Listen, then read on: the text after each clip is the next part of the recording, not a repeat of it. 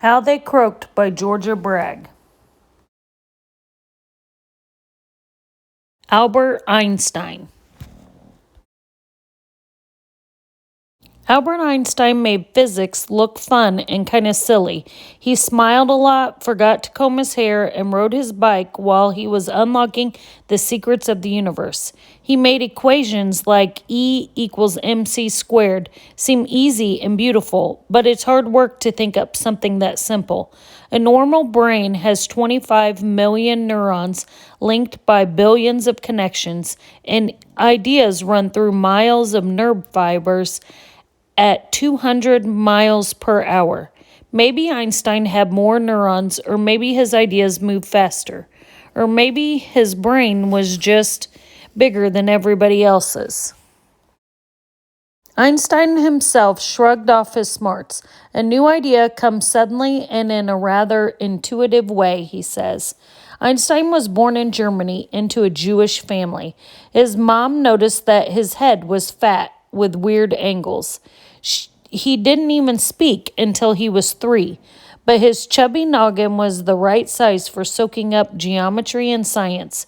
Pretty soon, Einstein's big head was overthinking his teachers. He dropped out of high school and went to a polytechnic institute in Switzerland to see what he could learn someplace else. But once a student there, he spent a lot of time not going to class. Einstein's lab was his own brain. Einstein was only 26 when he came up with the general theory of relativity. His paper on photoelectric effect earned him the Nobel Prize. Everybody wanted a piece of him. His ideas were in demand, and he was given honorary doctorate degrees in science, medicine, and philosophy from universities all over the world. But the world was at war a lot of the time.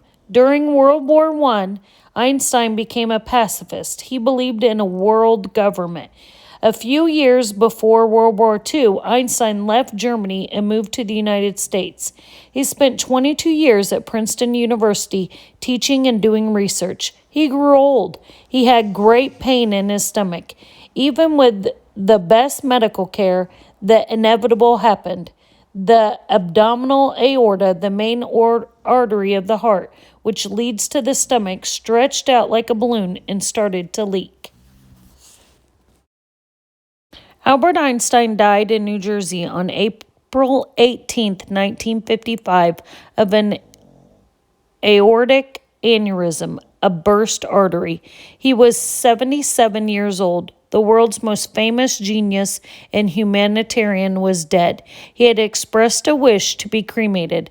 But before that happened, Einstein's body was examined in a so-called routine autopsy.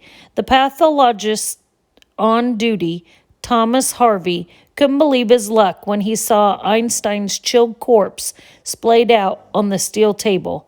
First, he sliced Einstein's body right down the middle. The rib cage that had protected Einstein's insides for almost 8 decades was jimmied open. With tweezers, clippers, pruning shears, a bone saw, and various other tools of the trade, the pathologist examined Einstein's guts. His liver, lungs, kidneys, heart, and all sorts of glands and filter systems were detached and lined up on a table. The pathologist confirmed the cause of Einstein's death. The completely unnecessary post-mortem was complete, but Harvey's stars had aligned in a way that he refused to ignore. This was the moment to be famous. It's not every day you get a genius to autopsy, he said later. Einstein's face still looked just like Einstein, in a waxy sort of way. One plus about corpses is that they feel no pain.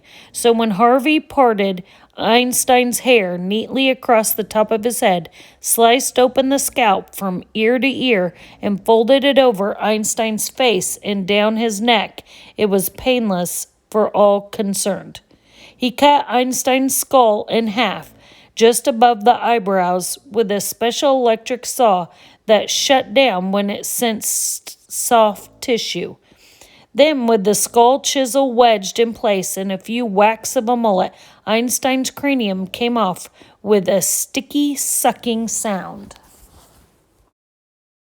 His spinal cord and everything else that wired Einstein's think tank to the rest of him was snipped free. Against the deceased's wishes and without permission from the next of kin, Harvey reached in and removed Einstein's brain. The pathologist couldn't wait to measure it. He would forever be the man who had confirmed what everybody else already figured. Einstein's brain was larger than everybody else's. It had to be. Harvey placed Einstein's noodle on the grocery scale hanging from the ceiling.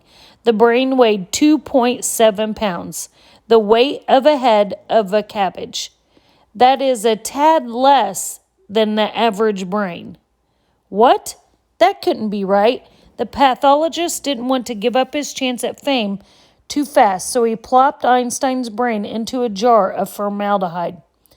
The guy stuffed cotton in the now empty black hole in Einstein's skull. The top of the cranium was set back in place, and it stayed put after Einstein's peeled face and scalp were sewn back together. The pathologist arranged Einstein's hair in a really bad old man comb-over to hide the stitches. The organs were returned to the torso, and Einstein's chest was stitched together like a seam on a baseball. Thomas Harvey met with the press and reported his findings. He didn't mention that Einstein's brain was now floating in a jar in the body parts room. And when Harvey got back to the autopsy room, Einstein's mangled remains were off to be cremated. At the crematorium, the mourners didn't notice that their loved one's upper story had been gutted of all its marbles. Einstein's oh-so-light body was cremated and the ashes were scattered somewhere in New Jersey.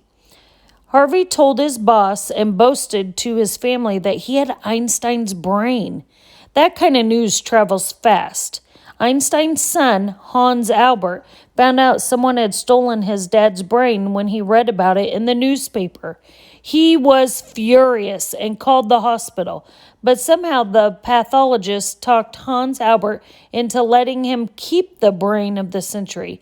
He promised Hans Albert he would use it in a scientific study. The hospital didn't see it that way and fired Harvey, so Harvey took the brain home. After all, Hans Albert had given it to him.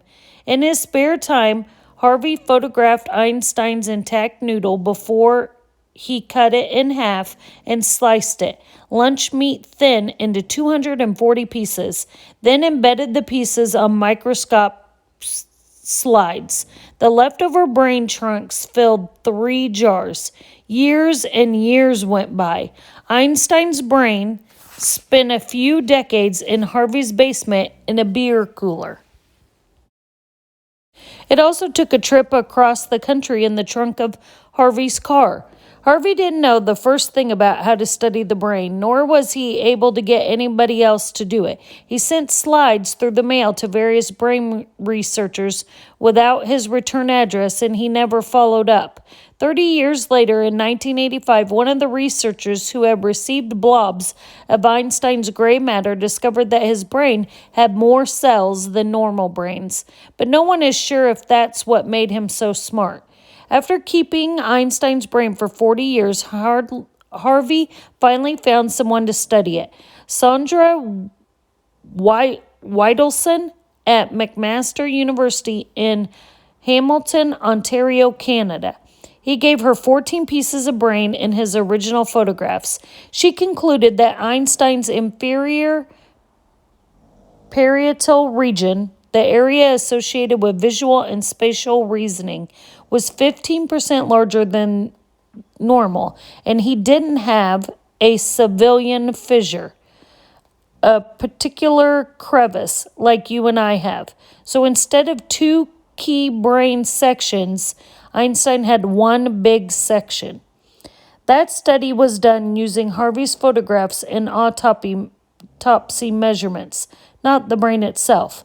Harvey could have returned the brain to its rightful owner after photographing and measuring it. Stealing something is always a stupid choice. Before Harvey died in 2007, he drove Einstein's brain back to Princeton Hospital and gave it to the pathologist who held his old job. The brain is still there.